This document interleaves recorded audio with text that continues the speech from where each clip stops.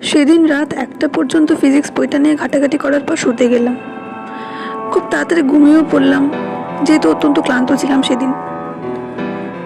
খটখট শব্দে হঠাৎই ঘুমটা ভেঙে গেল। খুবই পাতলা ঘুম আমার। আমিও নিঃশ্বাস বন্ধ করে আধো আধো চোখে শব্দটা বোঝার চেষ্টা করলাম। আর ঠিক তখনই, কিছু বুঝে ওঠার আগেই, এক ছুটে একজন কালো ওভারকোট পরা ভীষণ শক্তিশালী কেউ একজন আমার শরীরের উপর চেপে বসলো। উফ, সে কি কষ্ট! আমি শত চেষ্টাতেও তাকে সরাতে পারিনি। ঘাড়ের কাছে একটা শব্দ অনুভব করলাম,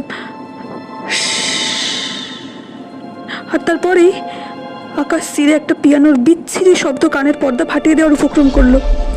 আমার সারা শরীর যেন কেমন কেমন হালকা হয়ে গেল আস্তে আস্তে।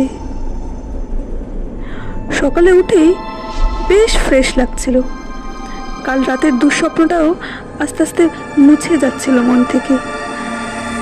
রিফ্রেশিং মিউজিক চালাতে ইচ্ছে করলো সকালটাকে বেশ এনজয় করার জন্য।